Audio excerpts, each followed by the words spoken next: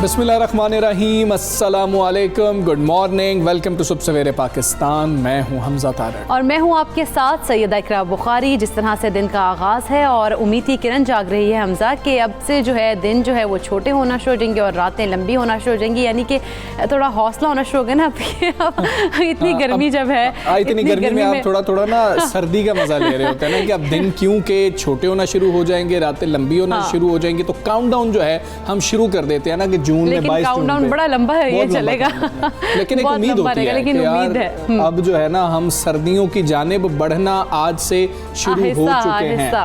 बिल्कुल, तो यही एक अच्छी बात है कि हम जब देखें ना दिसंबर के अंदर जब हम देखते हैं कि जी कि अब ये जो है छोटा तरीन दिन था और तवील तरीन रात थी, उसके बाद हम ये देखते हैं कि यार अब तो हम गर्मियों की जाने बढ़ना शुरू हो गए हैं, क्योंकि अब आहिस्ता आहिस्ता दिन जो है वो लंबे होते जाएंगे और रातें छोटी होती जाएंगी। लेकिन इसी तरह अब हम लोग जब इस तरह गर्मियों में तब हमें उम्मीद जागना शुरू की है अब हमें तसल्ली होना शुरू की कि हम अब सर्दियों की जाने आहिस्ता आहिस्ता बहुत ही आहिस्ता बढ़ रहे हैं, बहुत आहिस्ता आहिस्ता। और साथ ही मानसून जो है उसका भी हम इंतज़ार कर रहे हैं। प्री मानसून हवाएं जो हैं वो भी चल रही हैं, मौसम भी वैसा होता जा रहा है और मानसून का भी हम इंतज़ार कर रहे होते हैं इस मौसम के अंदर। और साथ ही गर्मी का जोर टूट रहा होता है, लेकिन फिर हब्स हो रहा होता है। हमने पानी ज़्यादा से ज़्यादा इस्तेमाल करना है, पानी का इनटेक जो है वो हमने बढ़ाना होगा हमें। बिल्कुल ऐसे ही है ताकि डिहाइड्रेशन ना हो जाए, क्योंकि इस वक्त में ख़ास तौर पे हम सब ने देखा है कि कुछ लोग जो होते हैं ना इन दिनों का वेट करते हैं, जो लोग थोड़े मोटे होते हैं कि अपने आप को कम करने के लिए ज़्यादा एक्सरसाइज करें, क्योंकि इन दिनों में जो है वेट भी बहुत जल्दी से कम होता है। वैसे ये कहते हैं कि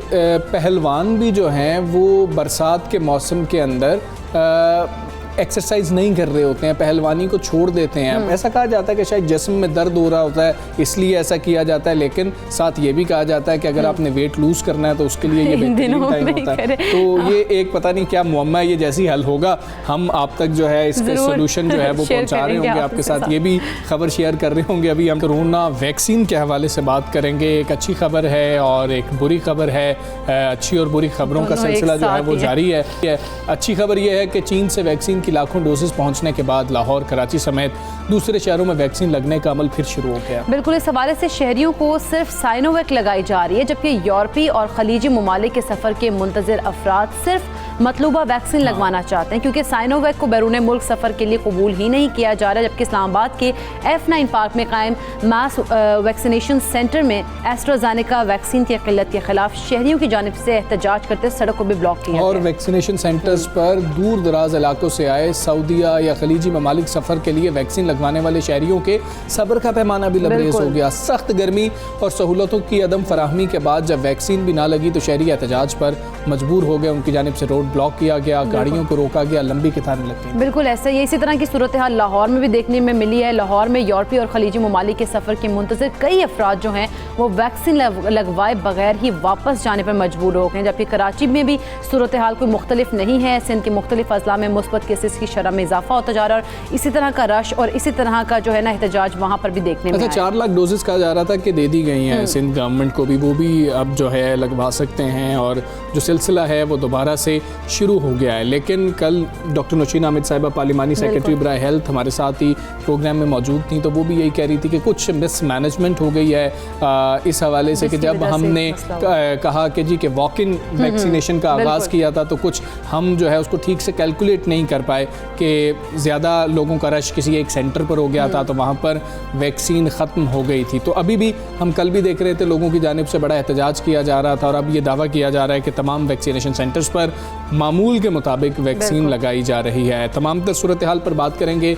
हमारे साथ मौजूद हैं डॉक्टर असगर राना साहब। डॉक्टर साहब अस्सलाम वालेकुम, गुड मॉर्निंग। डॉक्टर साहब, क्या गलती हो गई हमसे? हम तो लोगों को मोटिवेट कर रहे थे, कह रहे थे कि आप जाएं और जाके ख़ुद को वैक्सीनेट करवाएं, और वैक्सीनेशन के अमल की बात की जाए तो बहुत ही स्मूथली चल रहा था, उसकी जितनी भी तारीफ़ पहले की जाती वो कम थी। लेकिन आप क्या समझते हैं, कहाँ कोताही हो गई?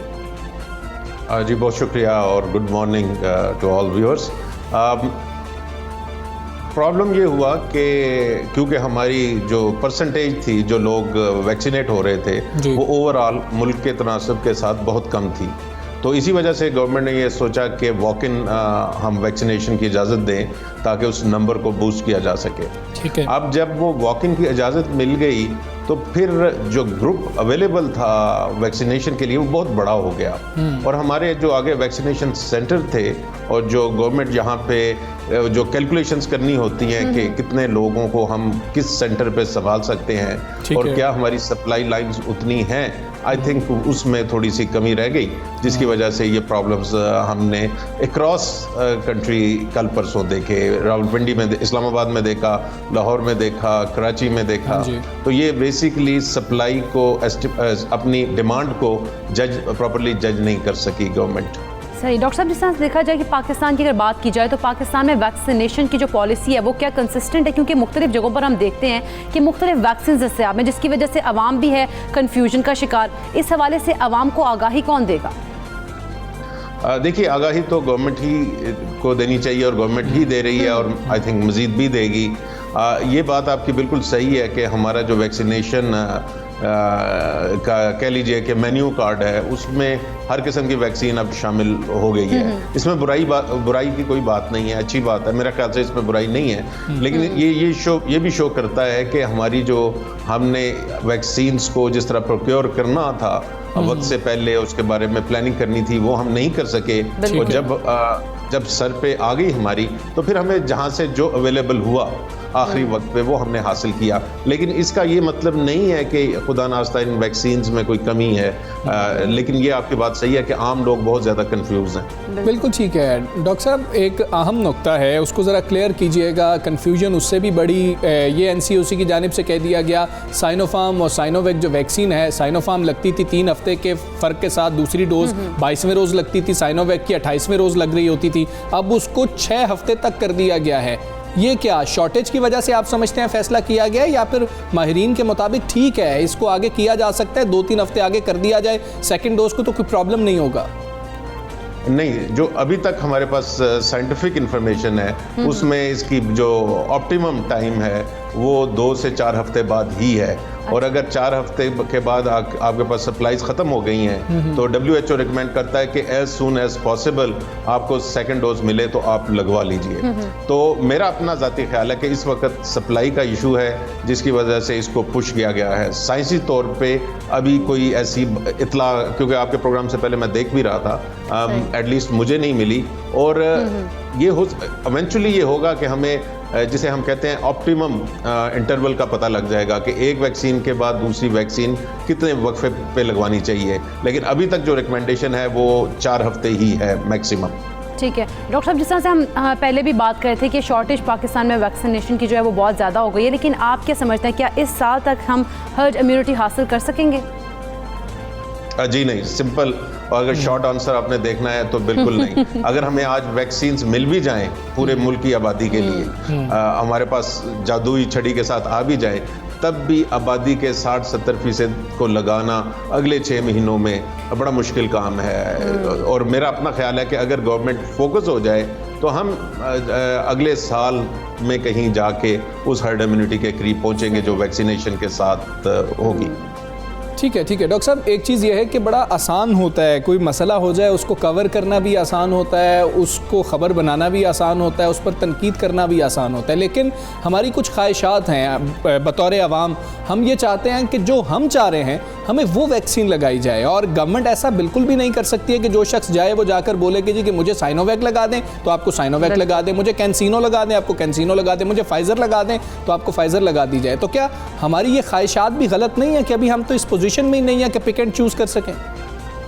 बिल्कुल, और ना सिर्फ हम इस पोजीशन में नहीं है, दुनिया का कोई भी मुल्क का शहरी, किसी भी मुल्क का शहरी इस पोजीशन में नहीं है। मुख्तलिफ मुल्कों ने, देखिए वैक्सीन की ग्लोबल शॉर्टेज है तो मुल्कों को जौन सी वैक्सीन मिलती है और वो जिस एज ग्रुप के मुताबिक वो ज़्यादा मौसर होती है तो उसके लिए वो ओपन कर दी जाती है और अवेलेबल कर दी जाती है। अगर आप ये बेवकूफ़ी करेंगे, और मैं इसे कहूँगा कि अगर आप बेवकूफ़ी करते हैं कि जी हम अच्छी वैक्सीन का इंतज़ार करेंगे, जब वो हमें मिलेगी तब लगवाएंगे, तब आप अपनी जान को बहुत ख़तरे में डाल देते हैं। देखिए इस वक्त जो भी वैक्सीन्स हैं वो एटलीस्ट आपको 70%, 60% बुरी से बुरी भी वैक्सीन प्रोटेक्शन दे रही है। तो आप ये सोचिए कि एक तरफ आपको 0% प्रोटेक्शन है, एक तरफ आपको 60-70% प्रोटेक्शन है अभी जो मिल रही है।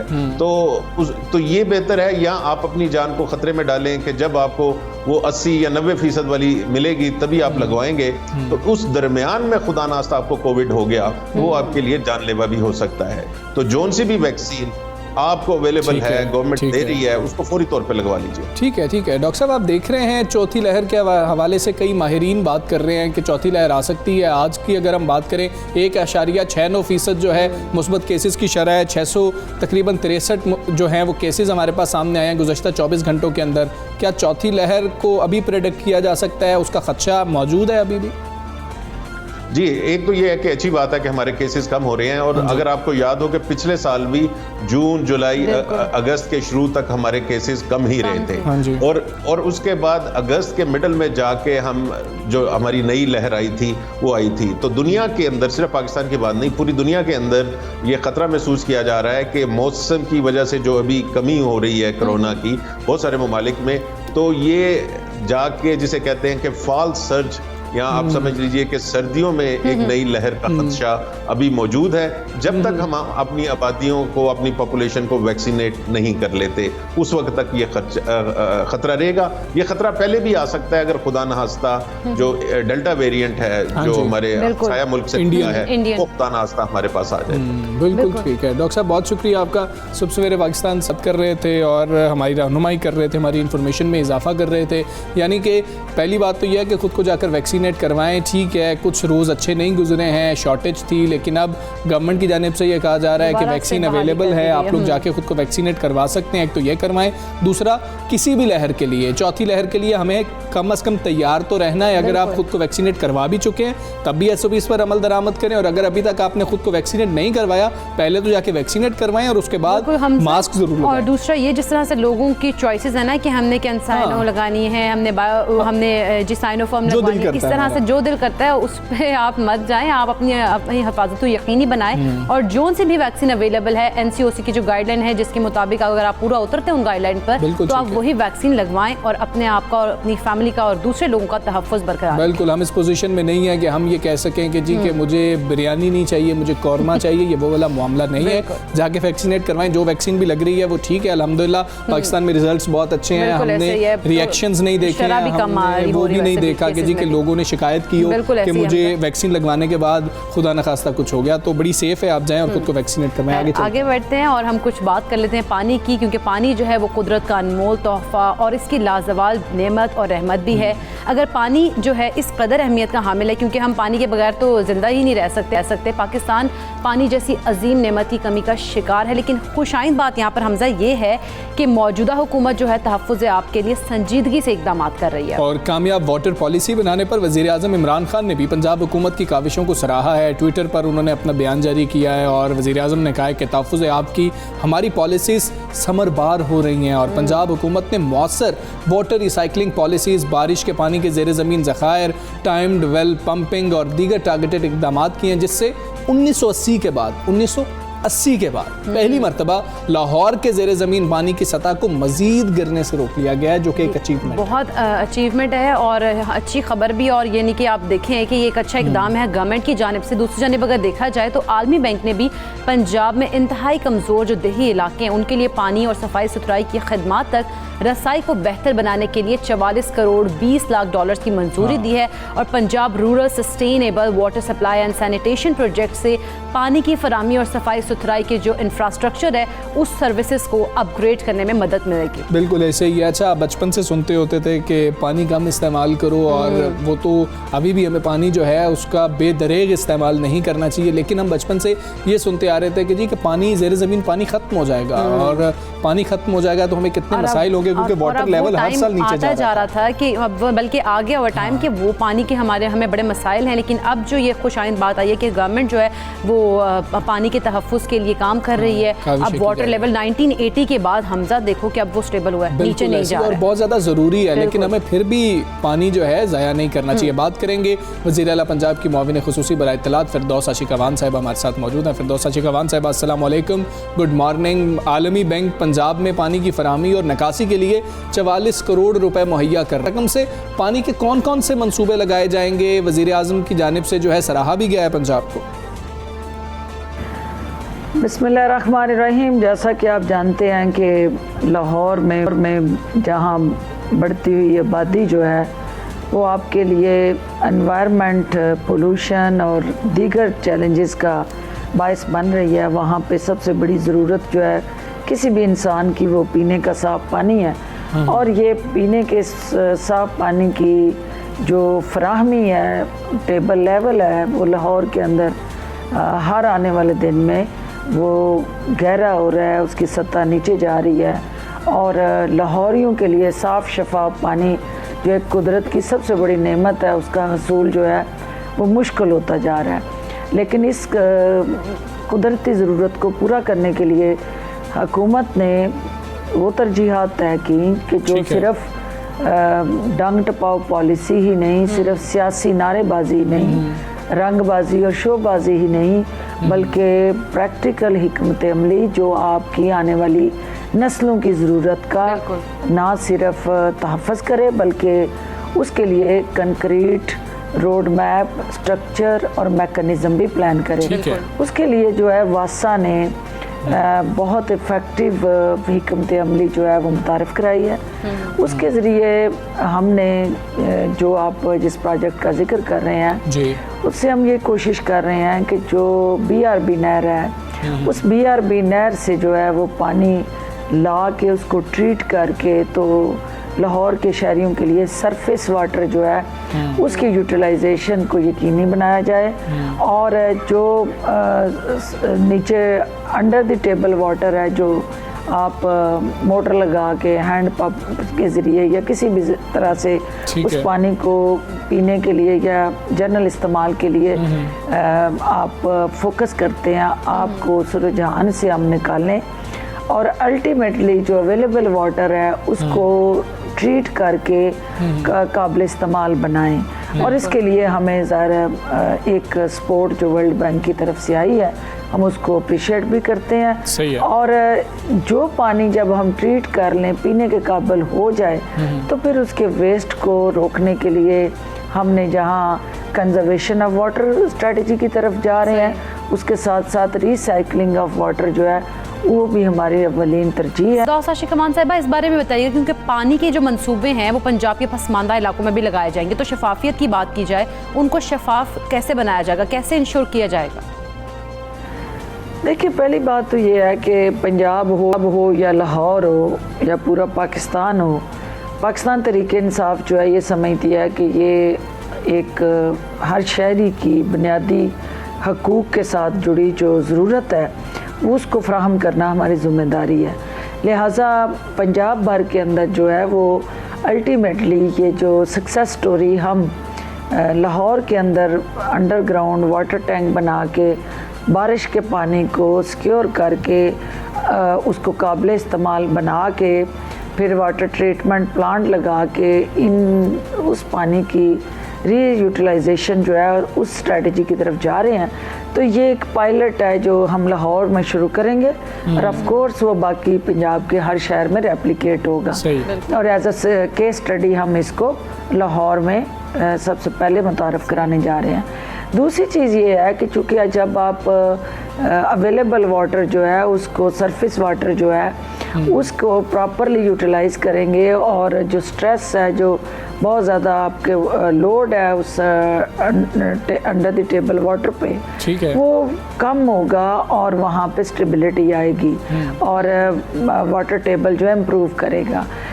दूसरी चीज़ जो आप पाक अथॉरिटी हुकूमत पंजाब ने देहात की सतह में और हर डिस्ट्रिक्ट के अंदर जो है वो साफ़ शफाफ और सेहतमंद पानी जो है उसकी फराहमी के लिए जो एक प्रॉपर मैकेनिज़्म शुरू किया है वो गवर्नर पंजाब की ज़ेरे क़यादत वो प्रोजेक्ट जो है वो अल्टीमेटली पंजाब भर के बसने वाले जो 12 करोड़ से ज़ायद हमारे शहरी हैं उनकी पानी की ज़रूरियात को भी पूरा करेगा। और मरहलावार हर ज़िले के अंदर जो है वो वाटर ट्रीटमेंट और फिल्टर प्लांट लगा के शहरियों की ज़रूरत को पूरा करने के लिए। डॉक्टर साहब, आप आबे पाक अथॉरिटी का भी जिक्र कर रही हैं, लेकिन लाहौर की बात करें, जिन काविशों के लिए आपको सराहा जा रहा है, वज़ीर आज़म साहब भी उस्मान बुज़दार साहब और उनकी टीम को मुबारकबाद दे रहे हैं, बेहतर कैसे किया जा रहा है, कैसे बनाया जा रहा है कि वाटर लेवल जो है मेंटेन किया गया, वो नीचे नहीं जाने दिया, कैसे किया गया है ये, इसकी मैनेजमेंट को बेहतर कैसे बना रहे हैं आप लोग? देखिए, पहली बात तो ये है कि जो हाइड्रोलॉजी डिपार्टमेंट है उसको ये असाइनमेंट दी गई थी कि वो ऐसे मेजर ले कि पानी की जो लेवल है, जो एक वाटर टेबल आपका जो है वो सेंटर है वो डिस्टर्ब ना हो और पानी की जो ज़ेर ज़मीन सतह है वो मज़ीद नीचे ना जाए। और अल्हम्दुलिल्लाह 1 साल में उसको स्टेबल रखा गया और वो स्टैटिस्टिक्स बताते हैं कि उसमें मज़ीद कमी नहीं हुई है। इसके लिए वासा के प्लेटफॉर्म से कुछ रेवोल्यूशनरी स्टेप्स लिए गए हैं। सबसे पहले उस अदारे के अंदर जो करप्शन और करप्ट प्रैक्टिसेस थी उनको रोका गया और उस इंस्टीट्यूशन को अवाम दोस्त बनाने के लिए ऐसी पॉलिसीज़ मुतारिफ कराई गई कि अवाम खुद उसमें हिस्सेदार बने और जहाँ कहीं वो गैप्स थे, लूप होल्स थे, उनको एड्रेस किया गया।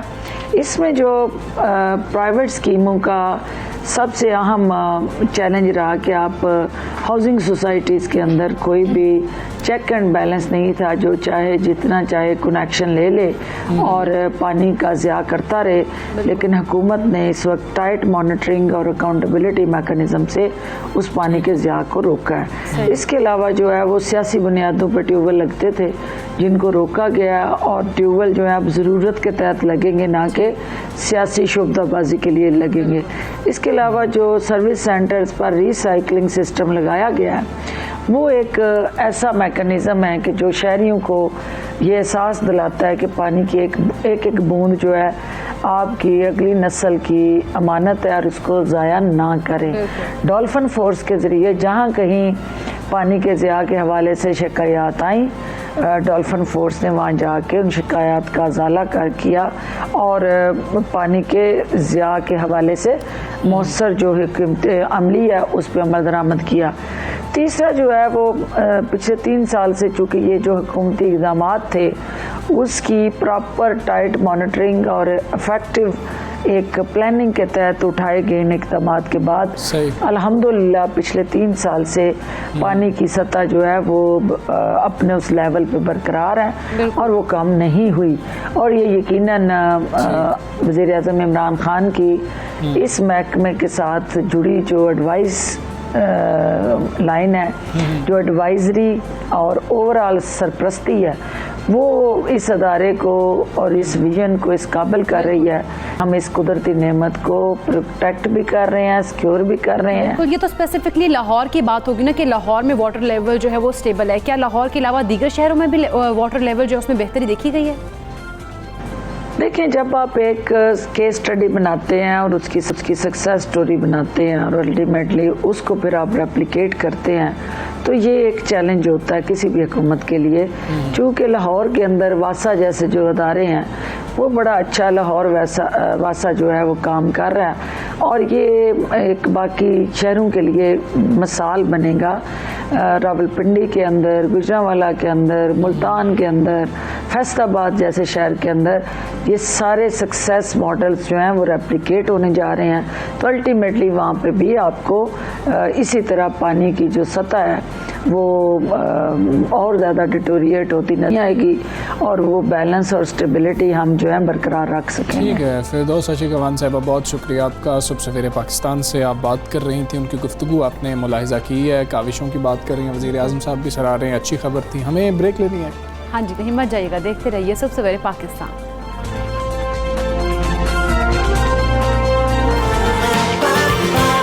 सुबह सवेरे पाकिस्तान,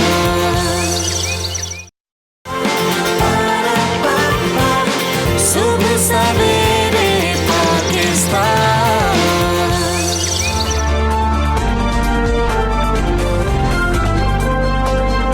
वेलकम बैक टू सुबह सवेरे पाकिस्तान। और नाज़रीन, अब कुछ बात कर लेते हैं। कौमी असम्बली में जो आजकल इजलास में कार्रवाई होती है तो उसमें अजीबोगरीब बयानात सामने आते हैं और इसी पर हम बात करेंगे वज़ीर दिफा परवेज़ खट्टक की, जो अपनी जमात का दिफा करते करते कुछ ज़्यादा ही जज्बाती हो गए और कौमी असम्बली में ख़िताब करते हुए मौसूफ जोश में होश भी खो बैठे और कहने लगे कि मुल्क में लोगों के पास गाड़ियाँ हैं, अच्छा रहन सहन है, बताएं गुर्बत कहाँ है। बस मामला यही है ना कि उनको गुर्बत नज़र नहीं आ रही है। वो कहते हैं हमारे सूबे में तो कोई कच्चा घर दिखा दें, फिर कहूँगा मुल्क पीछे जा रहा है, मुल्क तो आगे की तरफ बढ़ता चला जा रहा है। अब क्या कहा जाए, शायद आप रहते उन लोगों के दरमियान हैं कि जिनके पास गाड़ियाँ हैं, आलीशान बंगले हैं, आपको शायद गुर्बत इसलिए नज़र नहीं आ रही होती है। अगर हम देखें कि हमारी नुमाइंदगी करने वाले लोग ऐसे बयानात देंगे कि गुर्बत मौजूद ही नहीं है, और उसके बाद हैरत यह है कि कहकहे लग रहे थे वहाँ पर जब गरीब की बात हो रही थी, गुर्बत की बात हो रही थी, तो हुकूमती बेंचेस की बात हो, अपोजिशन बेंचेस की बात हो,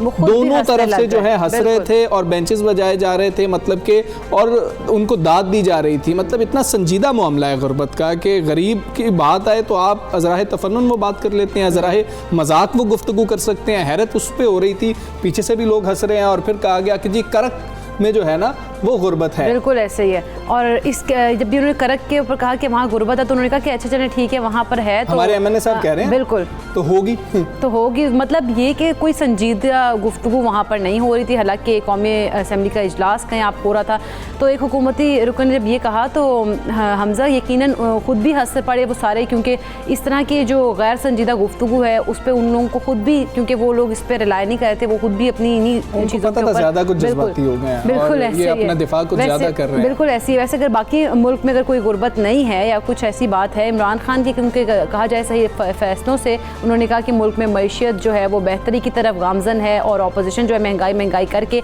सिर्फ ड्रामा ही कर रही है। महंगाई है ही नहीं है। इदारा शुमारियात की रिपोर्ट आती है वो भी शायद अपोजिशन जारी कर रही होती है और वो भी उसमें भी महंगाई जो है बिल्कुल नज़र नहीं आ रही होती।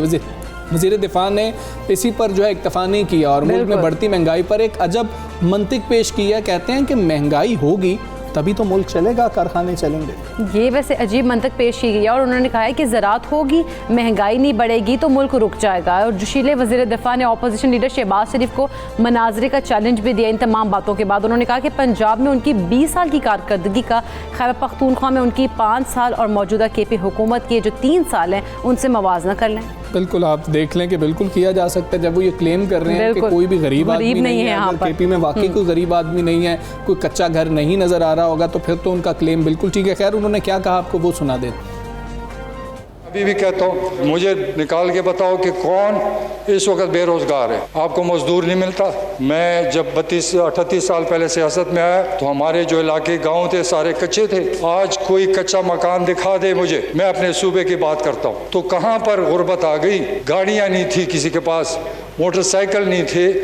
आज हर एक जो है अच्छी ज़िंदगी गुजार रहा है। बिल्कुल गलत प्रोपेगेंडा है कि लोग भूखे हो गए। अगर आवाम की ज़िंदगी या स्टैंडर्ड ऑफ लिविंग वो नीचे जाए और मुल्क में महंगाई आए तो वो तबाही है। अगर आवाम की ज़िंदगी बेहतर हो रही है तो वो मुल्क में तबाही नहीं, वो मुल्क की तरक्की। तो ये मंतक आपने सुन ली है परवेज़ खट्टक की जानिब से जो सामने आई है, उनके आपने जुमले भी सुने हैं। इसी पर बात करते हैं। रहनुमा peoples party senator Rubina Khalid साहिबा हमारे साथ मौजूद हैं। अस्सलाम वालेकुम, गुड मॉर्निंग रुबीना साहिबा। वज़ीर दिफा परवेज़ खट्टक तो कहते हैं कि महंगाई होगी तो मुल्क चलेगा और महंगाई नहीं बढ़ेगी तो मुल्क रुक जाएगा। इस बयान पर आप क्या कहेंगी?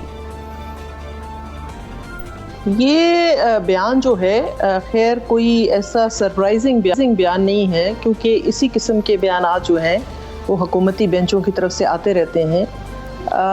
मैं नहीं समझती कि परवेज़ खट्टक साहब ने शायद ये बात ज़राए मजाक शायद की हो, तो फिर तो इस पर यकीन किया जा सकता है।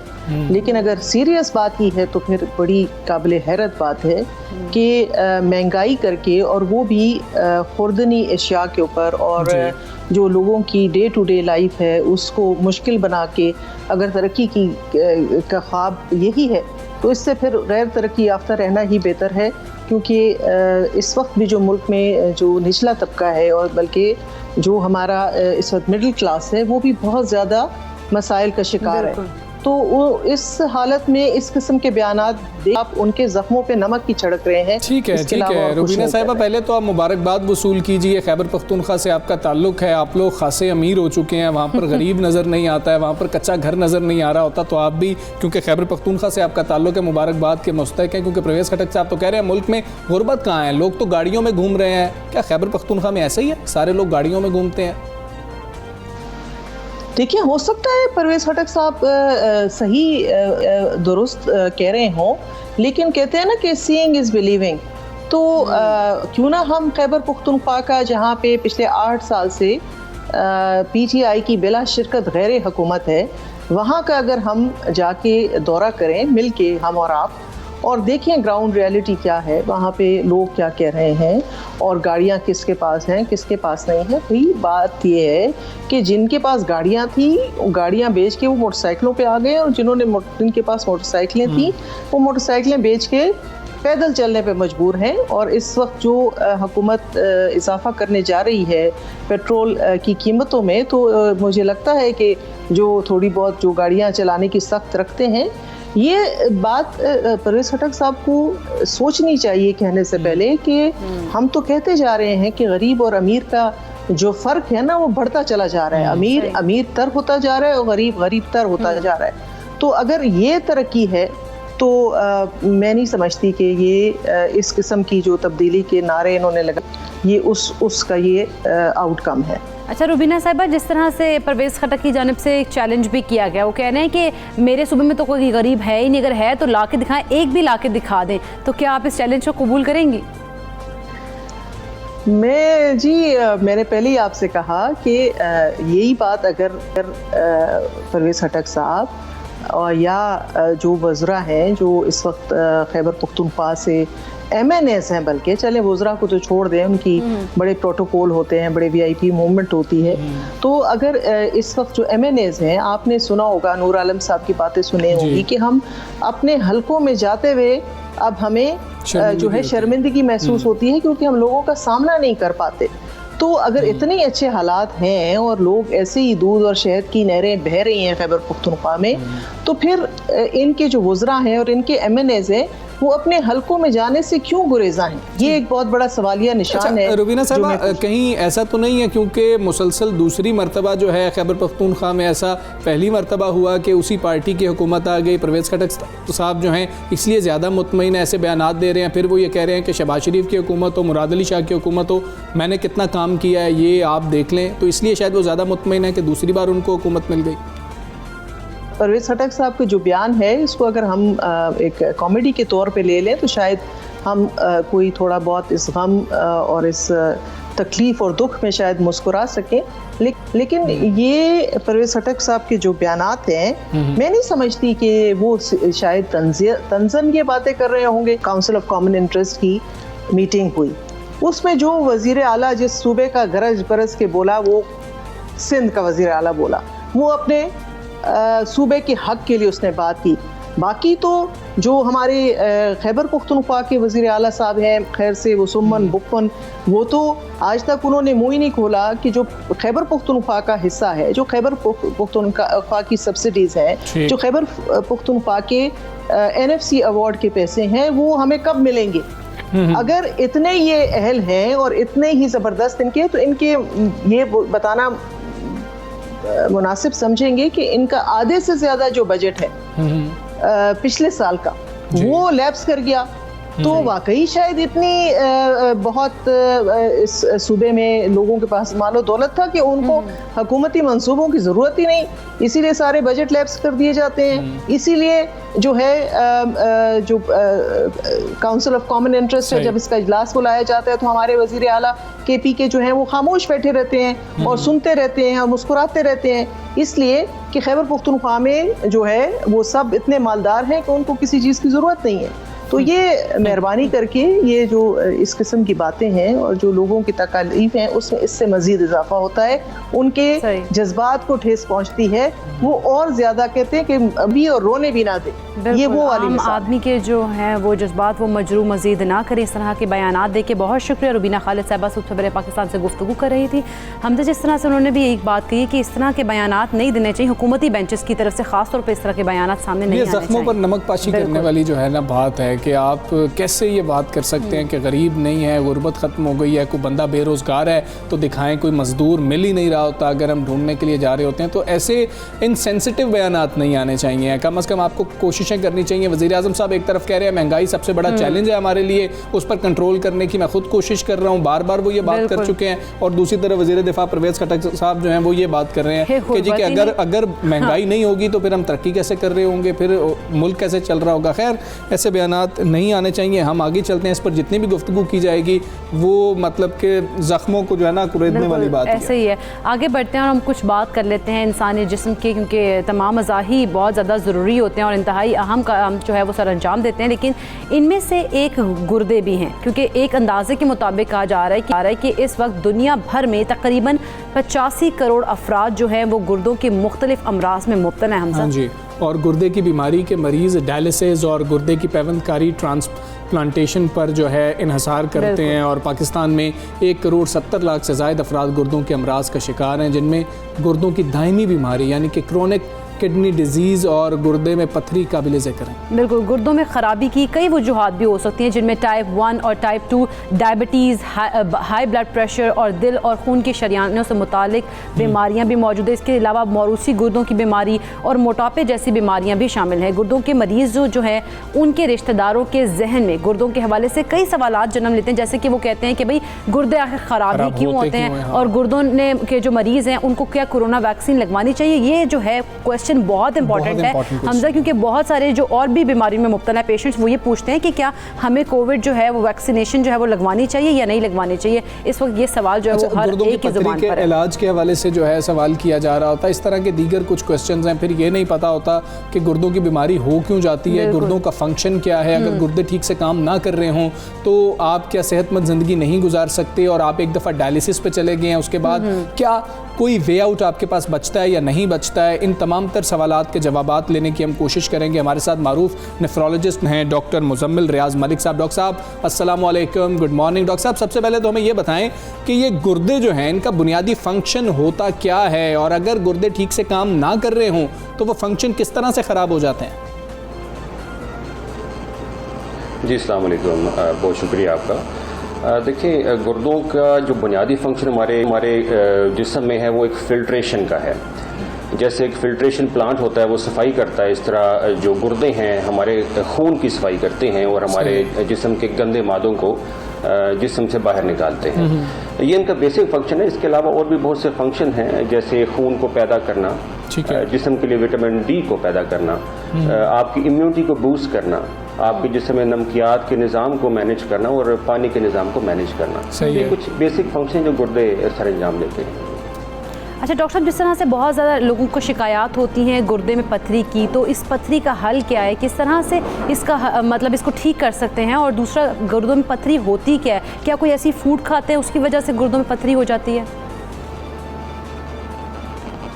देखिए, गुर्दों में पथरियों की कई वजूहात होती हैं और वो उनकी वजूहात जो हैं वो गुर्दों की पथरी की टाइप पर डिपेंड करती हैं। डिफरेंट टाइप्स की गुर्दों की पथरियाँ होती हैं। दुनिया भर में जो सबसे कॉमन टाइप ऑफ स्टोन है वो है कैल्शियम ऑक्सलेट स्टोन। इसके अलावा यूरिक एसिड स्टोन्स होते हैं, कैल्शियम फॉस्फेट स्टोन होते हैं, स्टूवाइड स्टोन्स होते हैं। इसके अलावा बच्चे अगर हों तो उनके अंदर सिस्टीन स्टोन, ये मुख्तलिफ टाइप्स ऑफ स्टोन्स होते हैं। और इन टाइप्स ऑफ स्टोन्स के लिहाज से उनकी हम वजह का तयन करते हैं। जैसे कैल्शियम ऑक्सलेट का स्टोन जो है इसकी मल्टीपल वजूहात होती हैं। कुछ डाइटरी होती हैं वजूहात कि आप कैल्शियम के सप्लीमेंट्स ज़्यादा खाते हो जिसकी वजह से कैल्शियम ऑक्सलेट स्टोन बन जाते हैं।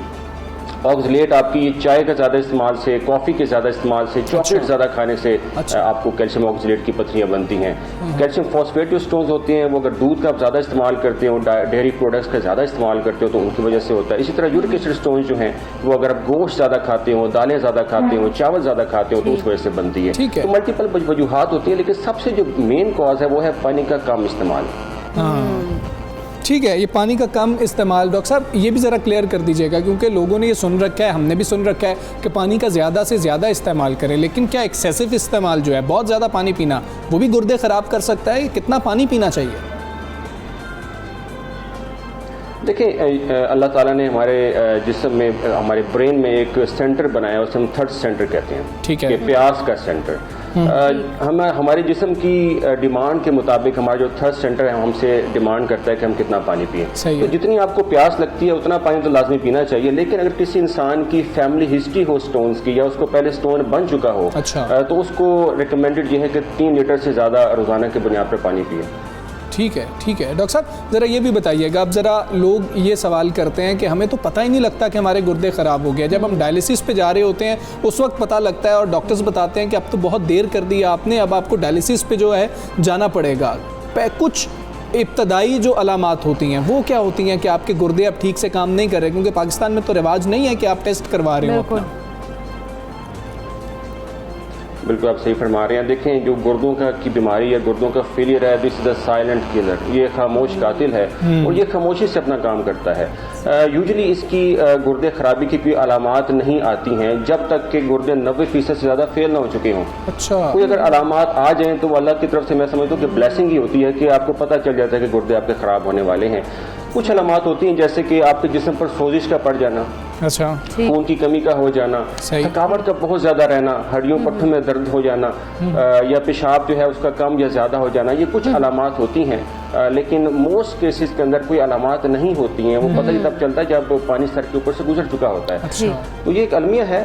गुर्दों की फेलियर जो है, ये गुर्दों की खराबी का मर्ज जो है, ये बहुत ही अनरेटेड एक मर्ज है। इसको ज़्यादा अवेयरनेस नहीं दी जाती है, ज़्यादा तवज्जो नहीं दी जाती है।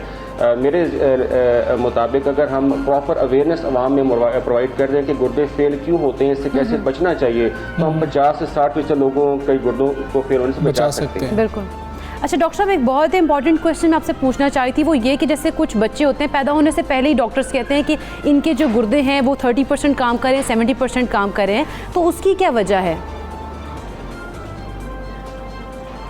देखिए कुछ मौरूसी अमराज होते हैं बच्चों के जिसके अंदर गुर्दे जो है उनका फंक्शन मुतासर हो जाता है।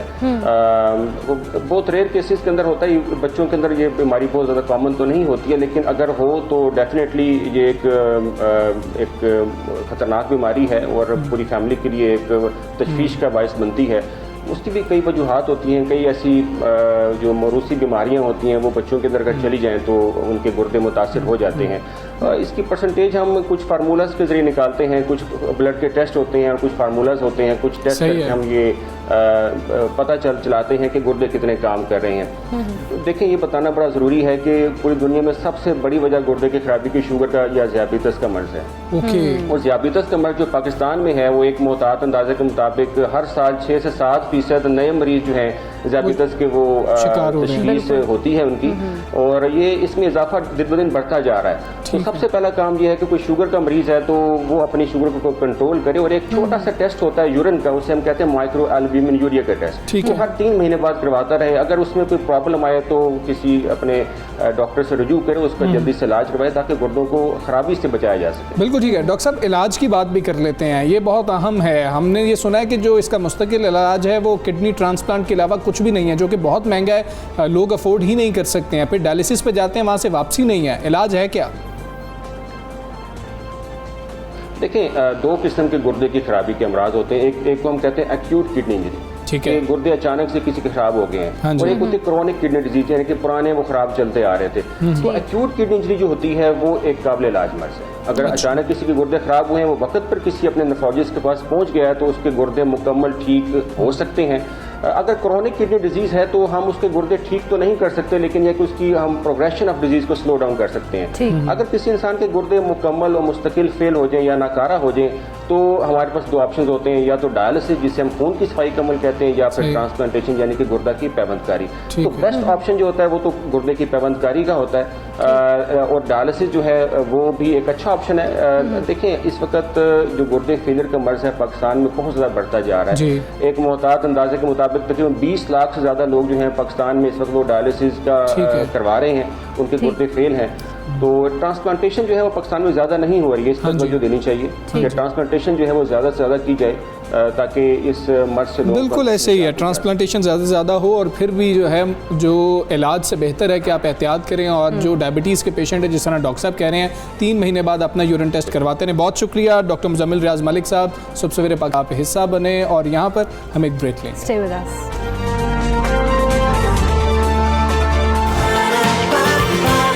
सुबह सवेरे पाकिस्तान, सुबह सवेरे पाकिस्तान। वफाक और सिंध की लड़ाई की बात कर लेते हैं जिसमें अब chairman peoples party Bilawal Bhutto जो हैं वो भी सामने आ गए हैं, कूद पड़े हैं। बेनज़ीर भुट्टो साहिबा की सालगिरह की तकरीब से खिताब करते हुए बिलावल भुट्टो साहब ने वफाकी हुकूमत को आड़े हाथों लिया, तनकीद की। बिल्कुल ऐसी है और उन्होंने ये कहा है कि ऐसा पाकिस्तान बनाए जिसमें आम आदमी तक रोटी कपड़ा मकान पहुँचाए। जो नया पाकिस्तान हमारे सामने बन रहा है वो आप सबके सामने है। नए पाकिस्तान में अवाम से रोटी कपड़ा और मकान छीने जा रहे हैं। हाँ जी, और बिलावल साहब ने यह भी इल्ज़ाम लगाया कि वफाकी हुकूमत एक सूबे को निशाना बनाकर उसकी हर स्कीम को ख़त्म कर रही है। कराची के लिए 1 खरब रुपए पैकेज की बात हुई मगर हमें मिला क्या? कुछ भी नहीं। बिलावल जरदारी ने यह भी शिकवा किया है कि कम वसाइल के बावजूद इतना अच्छा परफॉर्म कर रहे हैं। इसके बावजूद जो है वो कहते हैं कि सिंध हुकूमत की किरदार कुशी की जाती है और उन्होंने ये भी कहा कि सिंध पर मुआशी हमले हो रहे हैं और वसाइल नहीं दिए जा रहे हैं, हम विफाक से हुकूक छीन कर लेंगे, ये उन्होंने कहा है। और दूसरी जानिब PTI के जो रहनुमा हैं उन्होंने PP चेयरमैन की तकरीर पर सख्त रद्द-ए-अमल भी दिया है और कहा है कि जी कि इमरान खान के इनकलाबी मंसूबों की वजह से अपोजिशन की अब नींदें उड़ चुकी हैं। अब ये जो बातचीत हो रही है और उसके बाद ये कहा जा रहा है कि जी कि हमें ताना भी जो है दिया जा रहा है और ताना हम नहीं कबूल करेंगे जब हमारे साथ जो है मुआशी तौर पर सिंध के साथ जो है वो सलूक नहीं किया जा रहा जो बाकी सूबों के साथ किया जा रहा है। बिलावल भुट्टो ने जो कुछ कहा है हम अपने नाज़रीन को वो भी सुना देते हैं। जो नया पाकिस्तान हमारे सामने बन रहा है, जो नया पाकिस्तान हमारे सामने बन रहा है, उस पाकिस्तान में तो अवाम से रोटी कपड़ा मकान छीना जा रहा है। इस सूबा में ऐसे काम हुआ है जो कोई बुज़दार या इमरान खान इस किस्म का काम नहीं कर सकते। हम इसको तक दिफा करेंगे, हम इनके लिए हुकूक छीन के लेंगे वफाक से। और जब तक इनको अपने हुकूक नहीं मिलते हैं, जब तक हमें अपने हुकूक नहीं मिलते हैं तो हम ये ताना नहीं सुनेंगे, हम बर्दाश्त नहीं करेंगे। जिस तरीके से मुसलसल NFC अवार्ड नहीं दिया जाता है मगर बजट दिया जाता है, जब भी ये जुल्म किया जाता है तो हर सूबा का हक मारा जाता है। हम कब तक इस जुल्म को बर्दाश्त करते रहेंगे? चीफ मिनिस्टर सिंध साहब ने पूरा मुल्क के सामने एक्सपोज कर दिया है कि किस नाइंसाफ़ी के साथ इन्होंने अपने PSDP का मंसूबा वफाकी बजट में बनाया है और किस तरीके से सिर्फ एक सूबा को ख़ास तौर पे निशाना बना के उनके हर स्कीम तकरीबन हटाया गया था। बिलावल साहब की गुफ्तगू जो है वो आपने मुलाहिज़ा की है, वो यही कह रहे हैं कि जब तक जो है हमें हमारा हक नहीं मिलेगा तब तक हम ये ताना नहीं सुनेंगे कि तरक्की नहीं हो रही है। और वो कह रहे हैं हम छीन के अपने हुकूक जो है वो लेंगे विफाक से।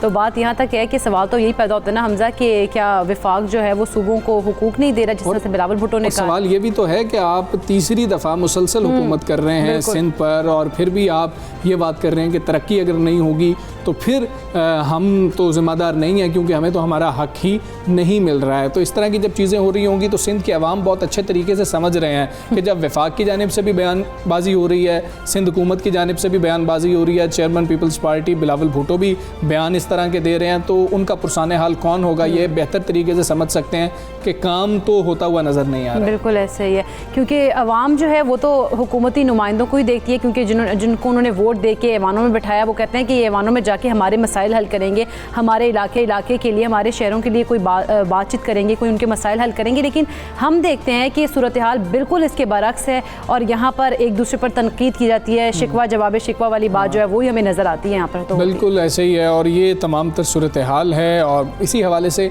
हमने बात करनी है। पाकिस्तान तहरीक इंसाफ के रहनुमा आफ्ताब जहांगीर साहब जो हैं वो भी हमारे साथ मौजूद हैं, उनको भी शामिल गुफ्तगू करेंगे। आफ्ताब जहांगीर साहब अस्सलामु अलैकुम, गुड मॉर्निंग सर।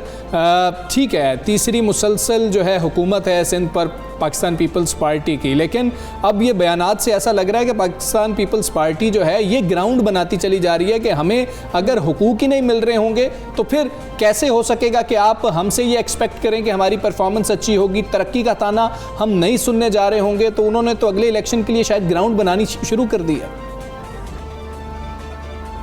बिस्मिल्लाहिर्रहमानिर्रहीम, बहुत शुक्रिया आप सबको दोनों को मेरा सलाम। देखिए मुझे तो ऐसा लग रहा था, एक तो ये कि आपने उनकी बॉडी लैंग्वेज देखी कि वो जो जलसों में या किसी और जगह तकरीर करते हैं उससे बिल्कुल मुख्तलिफ थी। ये अपनी बीवी अपनी वालदा की सालगिरह के मौके पर एक तकरीर कर रहे थे और अपने ही कारकुनों से ये को और लोगों को मीडिया के जरिए पैगाम देना चाह रहे कहते हैं हमारे साथ बड़ा जुल्म हुआ है। मैं आपको ईमानदारी की बात बता रहा हूँ कि हमारा तो ये तीसरा बजट है ना जी, लेकिन ये पिछले 13 साल से 14 साल से बल्कि तीसरी हुकूमत, जैसे आपने अभी खुद बताया कि मुसलसल हुकूमत कर रहे हैं और वफाक में भी हुकूमत कर चुके हैं और पिछले 30 दहाइयों से ये हुकूमत के अंदर है। बिल्कुल। देखिए मैं आपको ये बताऊं कि कराची के हालात, अंदरूनी सिंध के हालात, हैदराबाद के हालात, किसी शहर के हालात आप उठा के देख लें और आपके कैमरे की निगाह, आपके नुमाइंदे तो हर जगह मौजूद है, वो आपको बताते होंगे कि वहाँ क्या हालात हैं। ये स्कूल जो सरकारी स्कूल है उनकी हालत ये हमने की है, आज की है। हमने तो 3 साल पहले जब मैंने प्रोग्राम किया था एक चैनल के साथ, जब मैं नया मुंतखब होकर गया था अपने हलके के अंदर, तो उस वक्त आप यकीन करेंगे सरकारी स्कूल कचरा कुंडी बने हुए थे। सरकारी स्कूल मेरे हलके के अंदर एक स्कूल नहीं है। आप मुझे बताएं कि सरकारी अस्पताल एक नहीं है, कोई रोड की हालत सही नहीं है। तो ये क्या हमने किए? आपको जो पहले मिलते थे NFC अवार्ड्स वगैरह जो मिलते थे वो कहाँ जाते थे? असल में ये एतबार का रिश्ता जरा कमज़ोर पड़ गया है। हम वफाक कहती है कि आप हमें जो बताएं हम आपको पैसे आपको देने के बजाय इदारों को देकर वो काम करवाएंगे। अच्छा, और हम करवा भी रहे हैं, काम भी हो रहे हैं, लेकिन ये कहते हैं कि वो पैसे आप हमें दे दें और हमें देने के बाद फिर आप भूल जाएं कि वो पैसे लगे कहाँ। आप हमसे पूछे ना कि वो लगे कहाँ, आप हमसे आवाम हमसे पूछे ना। ये मतलब मैं आपको हकीकत बता रहा हूँ। हाँ, ये जरूर है, हम उसको एग्री करते हैं कि महंगाई है और उस पर भी अब जो हमने बजट आया है, ये जैसे मैं नहीं कह रहा, आपके चैनल्स पे भी जो एक्सपर्ट्स थे उन्होंने कहा, मैंने लोगों से पूछा, वो कहते हैं कि अब ये बेहतरी का बजट है, अब इसमें लोग जो है लोगों के लिए रिलीफ है। अब थोड़ा सा टाइम लगेगा, इंशाल्लाह आप देखेंगे कि ये आने वाले वक्तों में ये बहुत अच्छा होगा। इसी तरह ये ग्रेजुअली आगे होता चला जाएगा और चीज़ें बेहतरी की तरफ जाएंगी। ये तकरीबन बहुत लंबे अरसे का बिगाड़ था जिसको सही करने में थोड़ा टाइम लग गया और अल्हम्दुलिल्लाह हम अपने पीरियड के अंदर 5 साल के अंदर एक अच्छी सूरत हाल छोड़ के जाएंगे। ठीक है आफ्ताब साहब, जिस तरह से बिलावल भुट्टो जो हैं वो नाराज थोड़े दिखाई देते हैं, वो कहते हैं कि जी हमें काम ना करने का ताना दिया जाता है, तो उन्हें जो कराची के लिए 1 ट्रिलियन का पैकेज है वो नजर नहीं आ रहा। आप इस पर क्या कहेंगे? देखिए उनकी नाराजगी तो ये है कि उनको काम की नाराजगी नहीं है, काम तो वैसे ही जो था वो सूरत हाल है। उनको नाराजगी ये है कि जी उनके जो दूसरे मामलात थे, वो जो बैंक अकाउंट्स और वो जो महल्ला, उनके लिए कुछ नहीं दिया गया, उनके वो जो दूसरी चीजें उनके लिए नहीं दिए। उनकी नाराजगी ये है, जैसे बच्चे को जब आप कुछ ना दें तो नाराज हो जाता है ना माँ बाप से, तो वो ये समझता है कि शायद मेरी नाराजगी से ये मान जाएंगे, लेकिन अब मानना नहीं है, क्योंकि अब वहाँ पर चौकीदारी करने वाले भी मौजूद हैं। अब पीपल्स पार्टी PTI के नुमाइंदे भी मौजूद हैं, सूबाई भी है असेंबली के अंदर और कौमी असेंबली के अंदर। तो अब हम तो हिसाब भी लेंगे कि जो माजी में आपको दिया उसका भी हिसाब। ठीक है आफ्ताब साहब, वो तो यही कहते हैं जब आप कुछ दे ही नहीं रहे तो हिसाब आप हमसे किस चीज़ का लेंगे। दूसरा, आप लोगों की पोजीशन जो है यहाँ पर बहुत ज़्यादा इंपॉर्टेंट है, जो कराची से ताल्लुक़ रखते हैं, जो लोग सिंध से ताल्लुक़ रखते हैं, पाकिस्तान तहरीक इंसाफ के रहनुमा, क्योंकि सफ़र इसमें अवाम कर रहे हैं। आप लोगों को क्या ब्रिज का किरदार अदा नहीं करना चाहिए पाकिस्तान पीपल्स पार्टी में और वफाक के दरमियान, क्योंकि सफर अवाम कर रहे हैं? अगर ऐसा ही मामला चलता रहेगा तो कराची के अवाम की भी बेहतरी नहीं होगी। अच्छा, आप यकीन करें, आपने ये बहुत अच्छी बात की। मैं ज़ाती तौर पे मेरी एक नेचर रही है कि मैं हर एक के साथ मिल के चलता हूँ, क्योंकि देखिए मैं आज हूँ कल नहीं हूँगा। बिलावल साहब जैसे माजी में वफाक में उन्होंने हुकूमत की, अब नहीं है उनकी हुकूमत। देखिए लेकिन आवाम मौजूद है, ये मुल्क है, ये शहर है, यहाँ पे मेरे बच्चे हैं, मेरी फैमिली है, मेरा ख़ानदान है, मेरे लोग हैं। अगर ये अच्छा मुल्क होगा, ये साफ़ सुथरा मुल्क होगा, ये तालीम याफ्ता मुल्क होगा, तो हम इस दुनिया के अंदर मांगने के लिए और ये इस किस्म के उसके लिए नहीं आए हुए। हमने तो दुनिया में रूल करना है। हमने पाकिस्तान बनाया किस लिए था कि हमने एक 26 करोड़ आबादी का मुल्क, तकरीबन 5वें नंबर पे मुल्क है दुनिया के अंदर। तो अगर उसके बावजूद हमारी ये सूरत हाल होगी, तो मैंने इनसे हमेशा कहा है कि आए मिलकर काम करते हैं। आपको जहां हमारी ज़रूरत है हम आपको अपनी पूरी देंगे, अपनी मदद देंगे आपको। आपकी जहां हमें ज़रूरत है आप हमें दें और हम मिलकर बनाते हैं। उसके बाद पाकिस्तान की कौम, शहर कराची की आवाम, सिंध की आवाम खुद फैसला करेगी कि उन्हें किसको अपनी क़यादत देनी है, किसको मुंतखब करना है। लेकिन ये कि हम लोगों की ज़िंदगियों के ऊपर सियासत ना करें। ठीक है आफ्ताब जहांगीर साहब, बहुत शुक्रिया आपका। सुबह सवेरे पाकिस्तान से आप बात कर रहे थे और इसका सुबह यही है कि वफाक को और सिंध हुकूमत को मिल बैठ के कोई जो है तरीक़ाकार वज़ा करना होगा ताकि अवाम सफ़र ना कर रहे हो। आगे बढ़ेंगे। इकरा, हुकूमत की जानिब से कुछ दावे किए जा रहे हैं, दावे तो बहुत किए जा रहे हैं, लेकिन अगर बात की जाए मुल्क की, तो मुल्क में मौशी इस्तेहकाम कहते हैं आ रहा है, जिसका मतलब है कि गुर्बत कम हो रही है। लेकिन वर्ल्ड बैंक की जानिब से जो रिपोर्ट सामने आई है उसमें हुकूमती दावों को झुटला दिया बिल्कुल, क्योंकि आलमी बैंक के मुताबिक कहा जा रहा है कि पाकिस्तान में गुर्बत की शरह 4.4 से बढ़कर 5.4% हो गई है, जो कि बड़ी है, कम नहीं हुई है। बिल्कुल ऐसे ही है। और जो है कम कुव्वत ख़रीद जो है उसको पैमाना बनाया गया है। रिपोर्ट के मुताबिक पाकिस्तान में 20 लाख से ज़ायद अफराद गुर्बत की लकीर से नीचे ज़िंदगी बसर कर रहे हैं और पाकिस्तान में गुर्बत का तनासुब 39.3% है, जबकि निचले मुतवस्सित तबके की यौमी आमदनी जो है वो $3.2 है। तो ये फ़र्क क्यों है? हमारे दावे कुछ और हैं, वर्ल्ड बैंक की रिपोर्ट कुछ और कह रही है। इसी तमाम सूरत हाल पर बात करेंगे। हमारे साथ मुफ्ती साहब मौजूद हैं। इरफान मुफ्ती साहब, अस्सलाम वालेकुम, गुड मॉर्निंग। एक ऐसे वक्त में जब वर्ल्ड बैंक पाकिस्तान में गुर्बत की शरह में इजाफा दिखा रहा है, हुकूमत पाकिस्तान के जारी करदा आदादोशुमार के मुताबिक मुल्क में गुर्बत की शरह में कमी वाक़ई हुई है, तो किस पे यकीन किया जाए?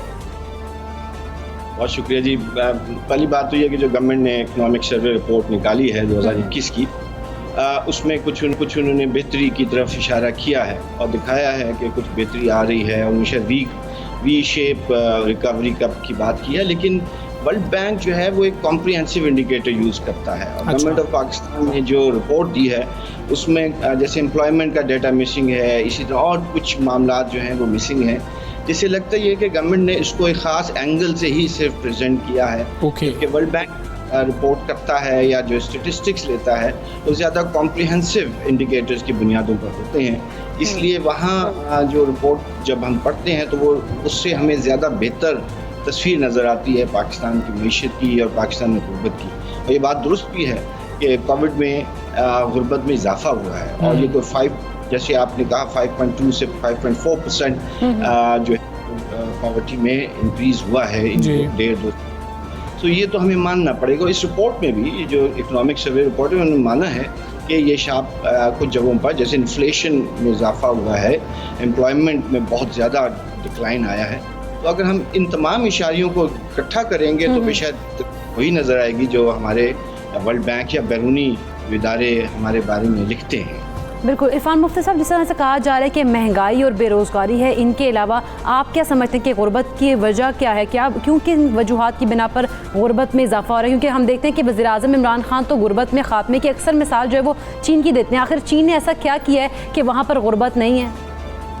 देखिए, पहली बात तो ये जहन में रखिए कि गुर्बत को नेचुरल फिनोमेना नहीं है, इसको कुदरत नहीं बनाती, ये इंसान बनाते हैं। इंसानों की गलत पॉलिसियों के असरात होते हैं, माशी नाइंसाफ़ियों की वजह से होते हैं। और पाकिस्तान बदकिस्मती से एक ऐसा मुल्क है जहाँ माशी नाहमवारी और माशी नाइंसाफ़ी बहुत ज़्यादा है और डीप रूटेड है। नतीजा ये होता है कि हम ग्रोथ तो मेंटेन कर लेते हैं या अचीव कर लेते हैं, लेकिन वो ट्रिकल डाउन नहीं होती, आम लोगों तक नहीं पहुँचती, वो जैसे देहात के लोगों तक नहीं पहुँचती। शहरों के चंद इलाकों तक तो महदूद रहती है, लेकिन देहात को जब तक आप नहीं उठाएंगे। अब चीन के जो हम मिसाल बार बार देते हैं वो यही मॉडल, चीन ने जो 80 करोड़ लोगों को गुर्बत से निकाला है, और ये देखिए 78 में उन्होंने इकोनॉमी को ओपन किया था और 78 से लेकर पिछले कम से कम 5 सालों तक पहले तक तो उनकी 10% से ज़्यादा ग्रोथ थी। और उसकी बुनियादी वजह ये थी, जैसे मैंने पहले भी जिक्र किया था, कि उन्होंने देहात में इंफ्रास्ट्रक्चर को डेवलप किया, देहात में प्रोडक्टिविटी को बढ़ाया, देहात में हेल्थ और हाइजीन को बेहतर किया, वहाँ पर हाउसिंग और शेल्टर को बनाया, जिसकी वजह से जो लोग जिनको एम्प्लॉयमेंट चाहिए थी, जिनको प्रोडक्टिविटी चाहिए थी और उसके असरात चाहिए थे, वो उन तक पहुँचे हैं। सो हमारे क्या है, हमारा सारा अर्बन मॉडल है। आप ये देखें कि जितनी तरक्की हमें नज़र आती है वो शहरों के इलाकों में नज़र आती है। नतीजा क्या होता है, देहात से फिर लोग शहरों की तरफ माइल होते हैं, यहाँ आते हैं, अर्बन स्लम्स बनते हैं, देहात के अंदर मसाइल बढ़ते हैं, लेकिन शहरों में बहुत मसाइल बढ़ जाते हैं। तो आप पूरा तरक्की का जो सारा साइकिल है वो देहात में ले जाना पड़ेगा। अभी मैं ये सर्वे रिपोर्ट पढ़ रहा था, उसमें देखिए कुछ बुनियादी फ्लॉज हैं। जब आप कहते हैं कि हम जानवरों को पालकर या उनकी प्रोडक्टिविटी को इस्तेमाल करके रूरल इकोनॉमी को बढ़ाएंगे, तो ये एक महदूद स्ट्रेटजी तो हो सकती है, ये एक बड़ा पैमाना नहीं हो सकता। मेरा ख्याल है आपने देहात में तरक्की को बढ़ाना है या गुर्बत को कम करना है तो एम्प्लॉयमेंट क्रिएट करें, इंफ्रास्ट्रक्चर बनाएं, सड़कें नहीं और मंडियों के मसाइल बुरे बढ़ाएं, वहाँ पर इंफ्रास्ट्रक्चर। आप देखिए ब्रिजेस नहीं है, तो बुनियादी जो ज़रूरत है ना कि गांव से शहर तक तरसील वो होनी है, प्रोडक्टिविटी जो आई है, प्रोडक्शन, वो कैसे होगी? सड़क नहीं है, वहाँ ब्रिज नहीं है, वहाँ पर कोई स्टोरेज की कैपेसिटी नहीं है, वहाँ कोई वैल्यू एडिशन की इंडस्ट्री नहीं है, वो ज़ाया हो जाएगा। तो हमें कुछ देहात की तरफ ज़्यादा तवज्जो, बिल्कुल ठीक है, ज़्यादा तवज्जो देनी होगी। एहसास प्रोग्राम की अगर मुफ्ती साहब बात करें तो एहसास प्रोग्राम में हमें क्या मज़ीद तब्दीलियाँ करनी होंगी कि गुर्बत की लकीर से लोगों को निकाला जा सके, ना कि उनको सिर्फ घर में बैठे पैसे दिए जा सकें?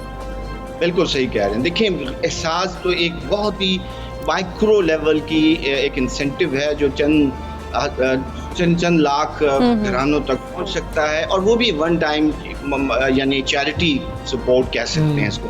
लेकिन अगर आपने वाकई देहात तक लेकर जाना है तो मैं आपको मशवरा यही दूंगा कि आपका जो देखिए एहसास के अंदर तो गुंजाइश नहीं है, क्योंकि एहसास ज़्यादातर अर्बन और सेमी अर्बन एरियाज़ में लोगों तक पहुंचा है। देहात में जिनकी हम बात करते हैं, सिंध के देहात हैं, साउथ पंजाब में हैं, पख्तूनख्वा के हैं, बलूचिस्तान का तो बहुत बड़ा इलाका है जहाँ तक ये स्कीमें नहीं पहुँची और ना इनकी रसाई है, क्योंकि वहाँ टेक्नोलॉजी नहीं है, लोगों को कोई राब्ता नहीं है हुकूमत के साथ। आप सारा जो प्लानिंग है, PSDP जिसको आप कहते हैं, उसको लोगों तक ले और देहात में उसका रुख मोड़ें, वो नहीं हम कर पा रहे हैं।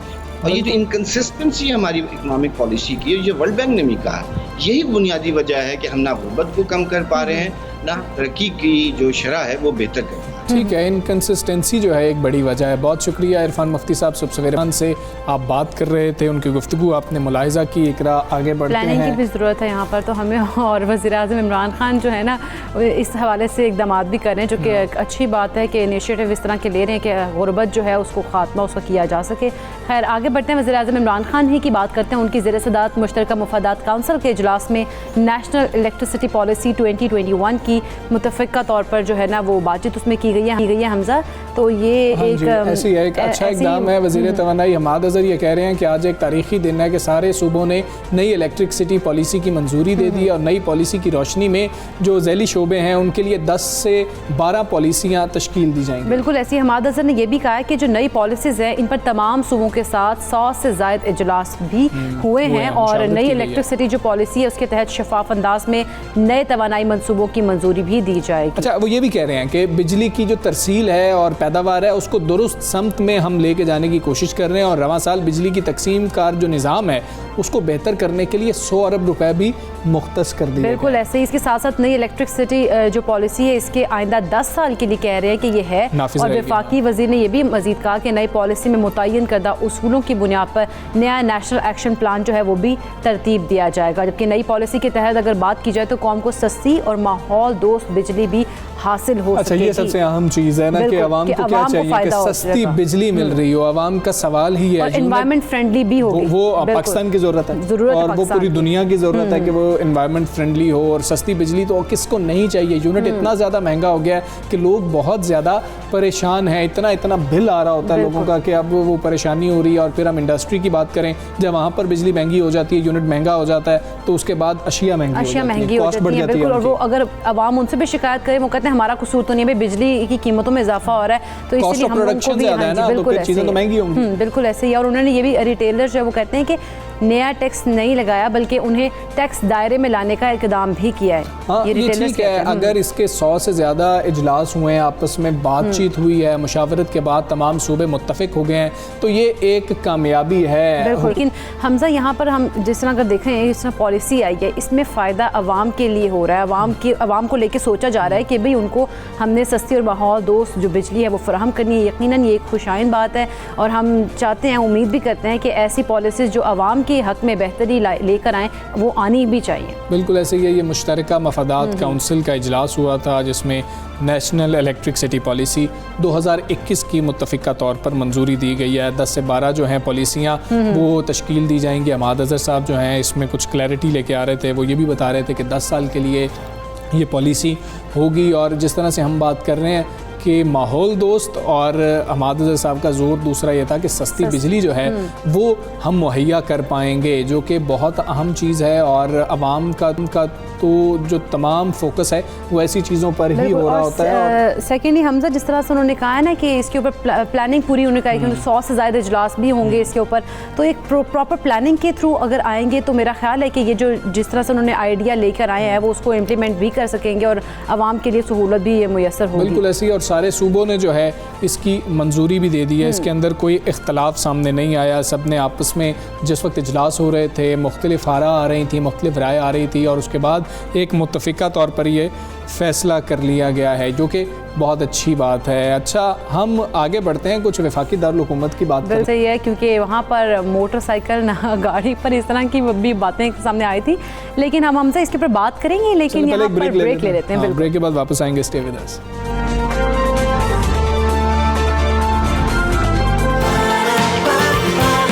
सुबह सवेरे पाकिस्तान, सुबह सवेरे पाकिस्तान।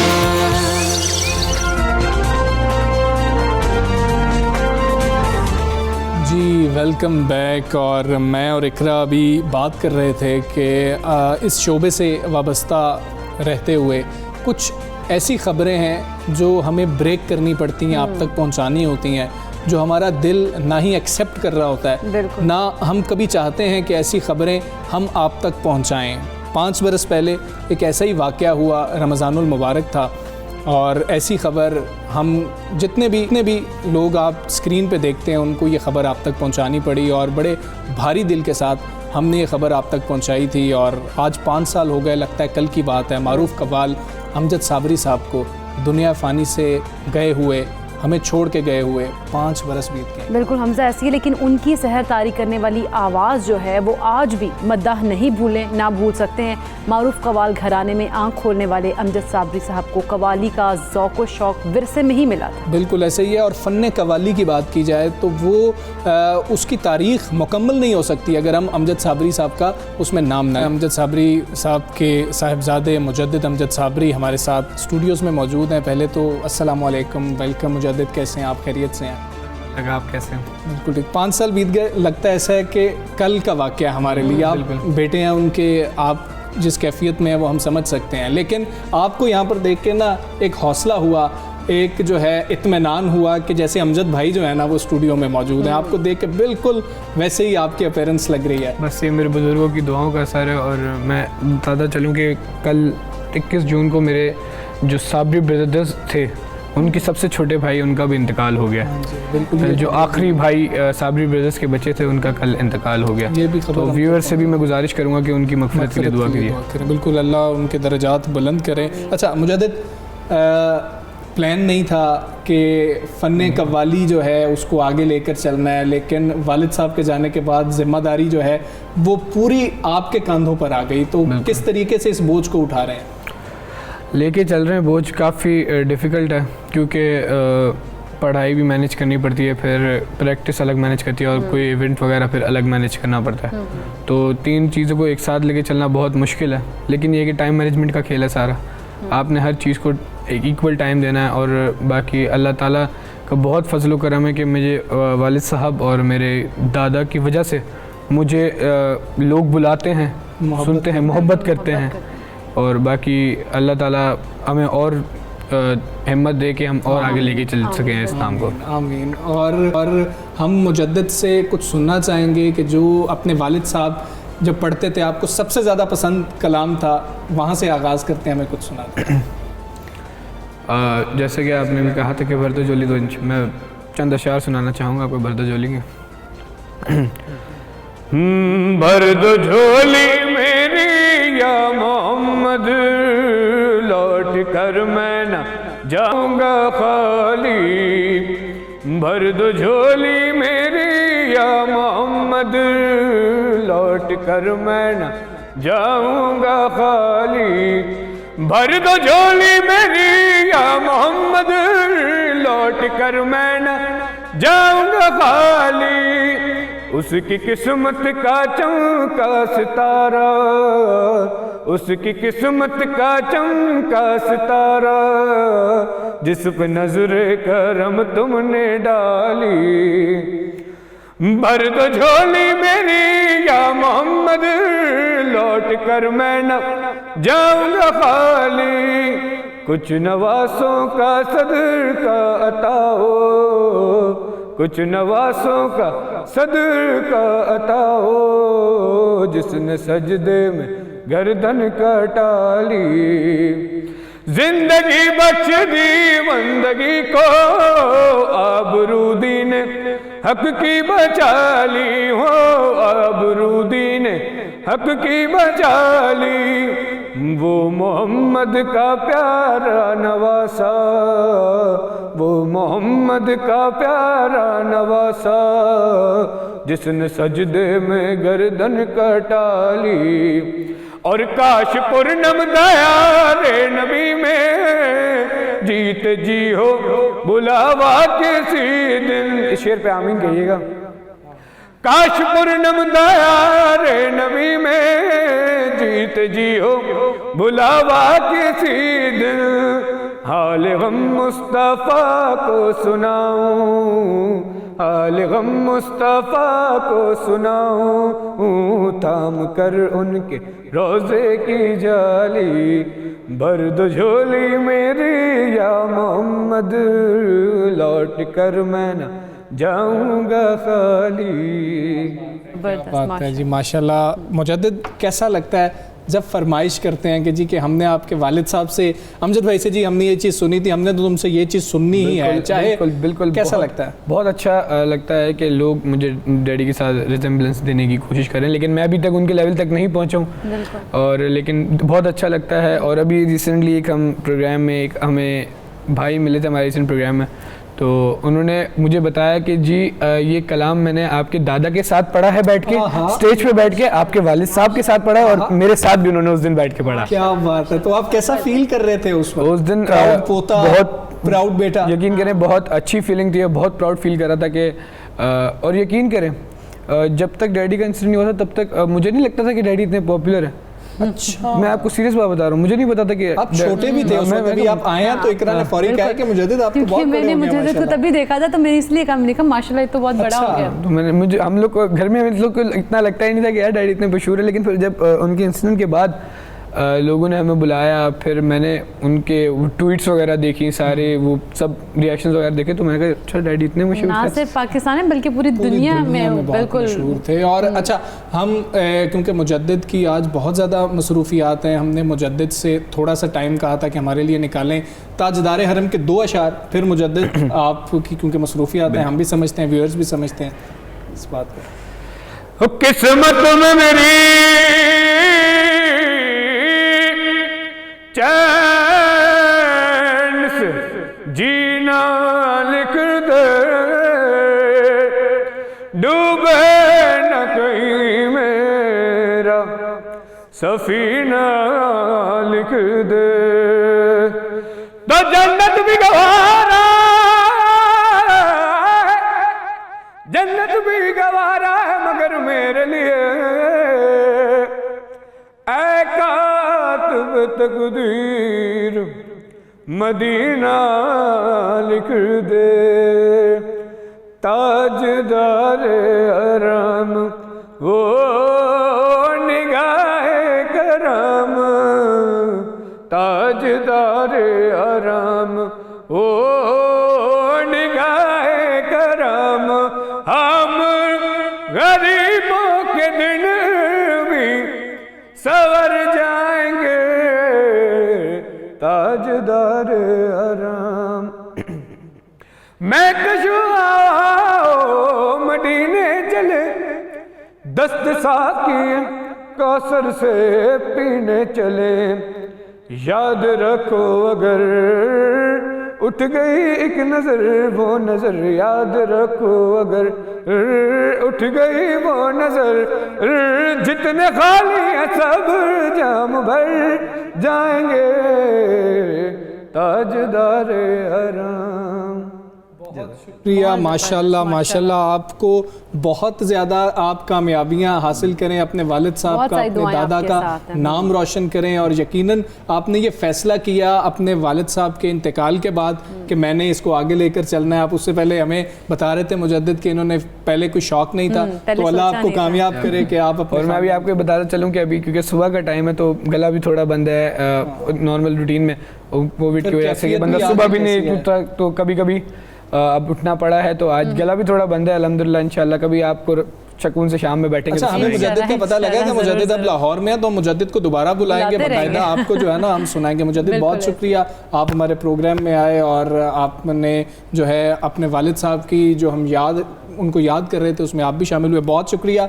और आज मुजद्दिद की काफ़ी जो है मसरूफियात हैं, इसलिए हमने मुजद्दिद से थोड़ा सा टाइम दरख्वास्त की थी कि आप आ जाएँ। अगली दफ़ा इंशाल्लाह हम मुजद्दिद को पूरे प्रोग्राम में सुनेंगे भी और आपको सुनाएंगे भी। आगे बढ़ते हैं इकरा, और आगे बढ़ते हुए हम कुछ बात करते हैं PSL सीजन 6 की। बिल्कुल ऐसा ही है। और अब मैं आपको ये भी बताती चलूँ कि हमजा की टीम भी बाहर हो गई हमजा, कराची किंग्स बाहर हो गई। अब बिल्कुल हमजा अब नीचे सर झुका रहे हैं, क्योंकि ये पहले कल तो मेरी टीम की जाने पे बहुत खुशियां मना रहा था, लेकिन आज जो है अनफॉर्चुनेटली इसकी टीम भी बाहर हो गई है। खैर, क्वालिफायर में अगर बात की जाए तो मुल्तान सुल्तान इस वक्त फाइनल में क्वालिफाई कर चुके हैं। इस्लामाबाद यूनाइटेड ने को हराया उन्होंने, और अब फाइनल में जगह बना ली। मुल्तान सुल्तान के 181 रन के हदफ के ताकुब में अगर बात की जाए इस्लामाबाद यूनाइटेड की टीम की, तो 149 रन पर, इतनी भला की अच्छी टीम थी, ढेर हो गई सारी। लेकिन शोएब मकसूद ने क्या कमाल कर दिया है, क्या बात है शोएब मकसूद की, क्या शॉट्स हैं शोएब मकसूद के जो हम देख रहे हैं। दूसरा मैच हुआ जिसमें मैं कल खुश हो रहा था कि इकरा की जो टीम है वो आउट हो चुकी है, जो कि लाहौर कलंदर्स थी, और अब कराची किंग्स कल जो है बाहर हो गए हैं। हालांकि अच्छा स्कोर कर लिया था, आखिर में कुछ बेहतर स्कोर हो गया, प्रेरा ने अच्छा किया, आखिर में इमाद ने भी कुछ स्कोर बेहतर कर लिया था, तेज़ स्कोर किया था, लेकिन आखिरी ओवर में 2 कैच ड्रॉप कर दिए। 2 कैच ड्रॉप होने के बाद हमने ये देखा कि पेशावर ज़ल्मी जो है वो कामयाब हो गई। और अच्छा, वैसे हमजा हम लोगों को ये कहना चाहिए कि जैसे मेरी भी टीम नहीं है, हमजा की भी टीम नहीं है, तो हमें चाहिए हम कहें कि हम पाकिस्तान को सपोर्ट करें, जो भी टीम जीती तो हम उसी को सपोर्ट करेंगे। टीम बदल भी तो सकते हैं, टीम बदल सकते हैं। अब हम फैसला करेंगे आज के मैच के बाद कि आज जो फाइनल में 2 टीम जाएंगी ना, तो फिर हम 2 को उसके बाद हम फैसला करेंगे हम किसको सपोर्ट करेंगे। बिल्कुल ऐसे ही है। तो इसी पर बात कर लेते हैं। सीनियर स्पोर्ट्स तज्जियाकार हमारे साथ मौजूद हैं राजपूत साहब, नसीम राजपूत साहब। अस्सलाम वालेकुम, गुड मॉर्निंग सर। बड़े बेहतरीन मैचेस थे कल, ख़ास तौर पे दूसरे मैच की बात कर ली जाए तो एक टीम तो आउट हो गई है जो कि कराची किंग्स है। क्या बाबर आजम की गलती है? कल भी हम देखें तो स्कोर 50 तो की, लेकिन काफ़ी स्लो की।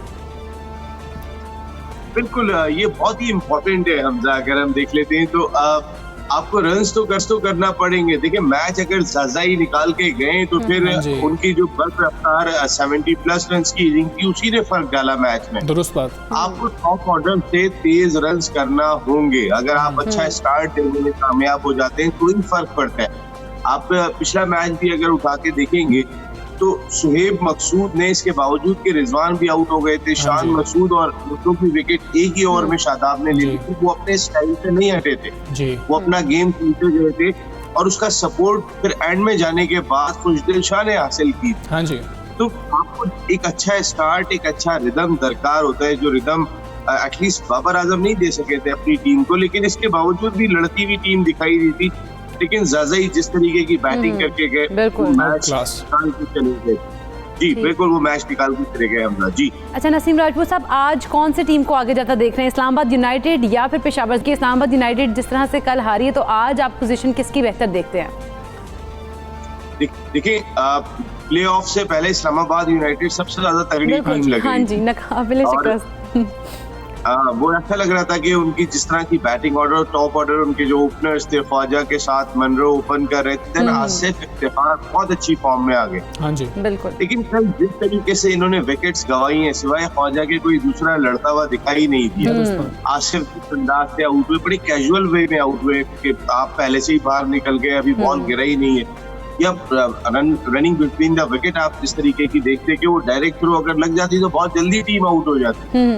लग रहा था इतने ज्यादा कंफ्यूज है, एक वक्त में ये टीम इतनी कॉन्फिडेंट लग रही थी और अब एकदम से सूरत हाल मुख्तलिफ हो गई। लेकिन ये बात तो है कि आज के मैच को आपका इनका राउंड मैच याद होगा, लास्ट इसमें 479 रन स्कोर हुए थे, जिसमें इस्लामाबाद यूनाइटेड ने 247 किए थे और 15 रन से मैच हारे थे ज़ल्मी, आखिर तक लड़ते हुए थे।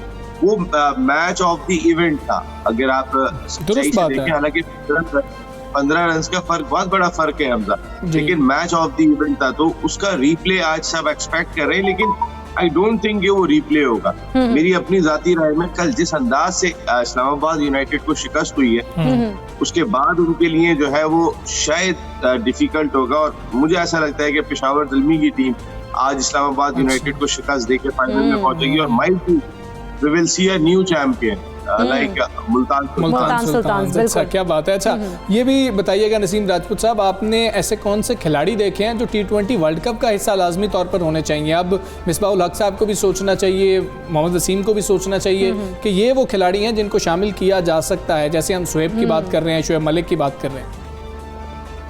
हमजा बिल्कुल आपने दोनों नाम ले दिए, दोनों बहुत इंपॉर्टेंट नाम है। और दूसरी चीज हमारे सिलेक्टर्स को ये बात भी देख लेनी चाहिए, हमारे थिंक टैंक को, हमारे कोचेज हजरात को भी देख लेना चाहिए कि देखें हारिस रऊफ और हसनैन पे हम बहुत इन्वेस्ट कर चुके हैं, नसीम साहब पे बहुत इन्वेस्ट कर चुके हैं, उनसे धानी बहुत अच्छी गेंदें कर रहे हैं, मोहम्मद वसीम बहुत अच्छी गेंदें कर रहे हैं, तो आप इनको देना, इनको चांस प्रॉपर मिलना चाहिए। आप वही कह रही थी हमारे बहुत पक्के भाई, हमारे पक्कों ने अब तक परफॉर्म क्या किया। और दूसरा कल में स्टेटमेंट, कल एक इंटरव्यू सुन रहा था मिसबाहुल हक का, मेरे लिए बड़ा हैरान कुन था, जिसमें उन्होंने ये बात कही कि आजम खान को हमने इसलिए टीम में शामिल किया है कि एटलीस्ट वो 5 में से 1 मैच तो जिता देंगे। आप कौन सी बात कर रहे हो कि 5 में से 1 मैच प्रोबेबिलिटी चेक करें। आप 4 मैच में क्यों खिला रहे हो भाई? आप उस 4 मैच में बाहर बिठाओ जिसमें जीतना है, एक जिता के 4 हरा भी तो सकते हैं ना। हाँ यही बात कि उनसे एक मैच की परफॉर्मेंस हमारे हेड कोच जो है वो एक्सपेक्ट कर रहे हैं। अरे भाई एक मैच की वजह से तो आप मोरल नहीं बढ़ा रहे इस तरह टीम का। ऐसा लग रहा है जैसे आप कह रहे हो कि देखो ये सिलेक्टर्स ने टीम में शामिल कर लिया है और अब हमें इसको खिलाना है। बिल्कुल। आप जब तक इस अप्रोच के साथ नहीं हटोगे, और उनके इस स्टेटमेंट से एक बात तो वाज़ेह हुई कि सिलेक्शन कमेटी और टीम मैनेजमेंट जो है वो एक पेज पर नहीं है। उन्होंने कहीं ना कहीं तारीफ नहीं की थी, किसी की तारीफ नहीं हो सकती कि हमें इसलिए शामिल किया है वो 5 में से 1 मैच जिता देगा। ठीक है नसीम राजपूत साहब, एक और चीज़, हमने PSL की बात की, इस पे तो हम बात कर रहे हैं बहुत ज़्यादा, लेकिन दूसरी तरफ हम देख रहे हैं वर्ल्ड टेस्ट चैंपियनशिप का फाइनल चल रहा है और उस पर कल एक सवाल किया गया एन बिशप से, इसको जितना सेलिब्रेट किया जाए उससे ज़्यादा क्या अफसोस नहीं हमें इस बात पर करना चाहिए कि वर्ल्ड टेस्ट चैंपियनशिप का फाइनल हो रहा है और ये दोनों टीमें ही वहाँ पर मौजूद नहीं है? देखिए उस दौर में तो सिया आंधी वाकई में बहुत ही डिफरेंट टीम थी, लेकिन अगर बिशप ये कह के जाते हैं कि उनके टफ अपोनेंट पाकिस्तान थे, ये तो वाकई में एक बड़े एजाज की बात है उस दौर के अंदर। अगर वो कहीं ना कहीं अपना अपोनेंट कह रहे हैं, वरना उनका कोई अपोनेंट ही नहीं था। ऑस्ट्रेलिया में जाते थे उनको हरा के आते थे, इंग्लैंड में जाते थे उनको हरा के आते थे, वो कभी रुकते नहीं थे। लेकिन बाकी ये बहुत ही हमजा आपने जो बड़ा कसी किस्म का पॉइंट कहा कि 80s के बाद जो है वो अब हमारा हाल क्या हो गया, हम कहीं पर भी दिखाई नहीं दे रहे। हमने अपनी क्रिकेट को पता नहीं किस जगह पे लेके चले गए, एक ऐसे बंद दरवाजे में लेके जा रहे हैं कि जब उस दरवाजे को खोलेगा कौन।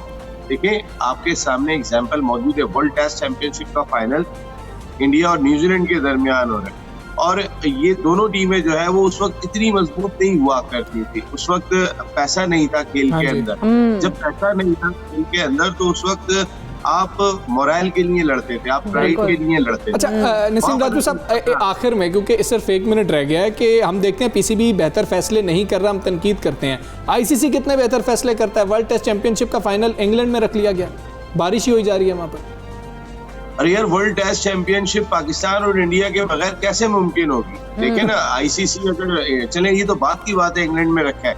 आप वर्ल्ड कप के अंदर पाकिस्तान इंडिया खेलते हैं, वर्ल्ड T20 में पाकिस्तान इंडिया खेलते हैं, then why ICC test cricket championship कैसे मुकम्मल हो सकती है?